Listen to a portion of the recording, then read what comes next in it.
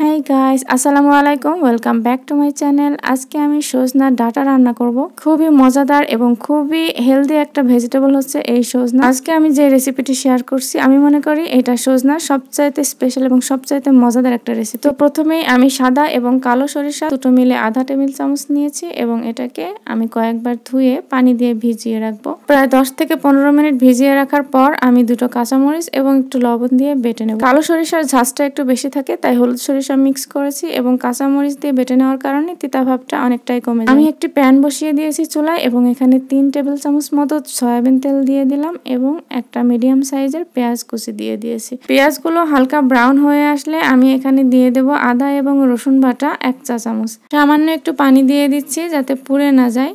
আর আদা রসুনের র স্মেলটা চলে গেলে এবারে আমি দিয়ে দেব জিরা, কাঁচামরিচ এবং একটা পেঁয়াজ আমি বেটে নিয়েছিলাম। অবশ্যই কাঁচামরিচটাকে আমি একটু ঝলসে নিয়েছিলাম।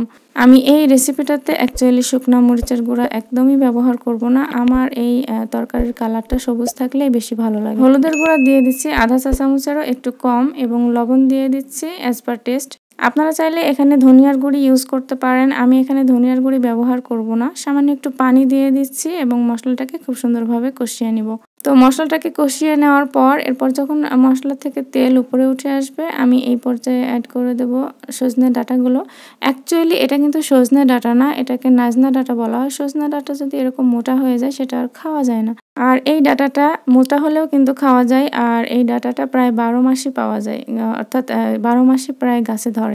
ডাঁটাগুলোকে মশলার সাথে খুব ভালোভাবে মিক্স করে নেওয়ার পর এই পর্যায়ে আমি দিয়ে দেব যে সরিষাটা বেটে রেখেছিলাম সেটা। সরিষাটা এই পর্যায়ে দেওয়ার কারণ হচ্ছে সরিষাটা যদি তেলের উপরে সরাসরি দেওয়া হয় বা মশলার সাথে কষানো হয় তাহলে অনেক সময় তিতা ভাবটা পাওয়া যায়, কিন্তু এই পর্যায়ে দিলে তিতা ভাবটা কোনোভাবেই আর পাওয়া যাবে না। অনেকেই সরিষা বাটাটা তরকারি দিতে ভয় পায় যে তিতা লাগবে, অর্থাৎ পরিমাণে যদি একটু বেশি হয়ে যায়, কিন্তু এইভাবে এই প্রসেসে যদি আমরা সরিষা বাটাটাকে ইউজ করি সেক্ষেত্রে কিন্তু ওরকম ধরনের কোনো ভয় নেই, অর্থাৎ তরকারিটা তিতা হওয়ার কোনো সম্ভাবনা নেই। তো এই ডাঁটাগুলোকে আমি ঢাকা দিয়ে বেশ কিছুক্ষণ কষিয়ে নেব, অর্থাৎ যতক্ষণ পর্যন্ত এই পানিটা থাকে ততক্ষণ পর্যন্ত কষিয়ে নেব।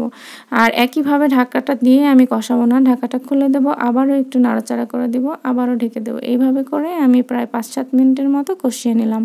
তো এই যে দেখুন আমার ডাঁটাটা কিন্তু কষানো হয়ে গেছে, তেল উপরে উঠে আসছে। আর এই ভেজিটেবলগুলো খুব বেশি কষানোর প্রয়োজন পড়ে না। তো আমি এই পর্যায়ে পানি দিয়ে দিচ্ছি।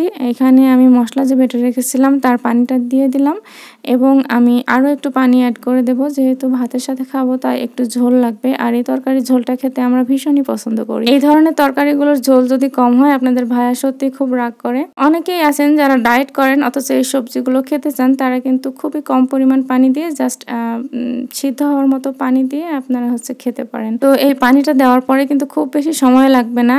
এই পর্যায়ে চুলার হিটটা মিডিয়াম হাই হিটে আছে এবং শুরু থেকে মিডিয়াম হাই হিটে আমি এই রান্নাটা করতেছি। যেটা বলছিলাম, পানি দেওয়ার পরে প্রায় 10 মিনিট মতো রান্না করলে এটা জাস্ট ডান হয়ে যাবে। এর চেয়ে বেশি যদি আপনারা রান্না করেন আমার কাছে মনে হয় ওভারকুক হয়ে যাবে। আর এই ডাটাগুলো বিশেষ করে ওভারকুক হলে একদমই ভালো লাগে না। এই ডাটাগুলো খাইতে গেলে আমার কাছে একটু কসকস করবে, এরকম টাইপেরই ভালো লাগে। তো আমার রান্নাটা হয়ে গেছে। আমি নামানোর 5 মিনিট আগে কয়েকটা কাঁচামরিচ দিয়েছি জাস্ট ফর ফ্লেভার।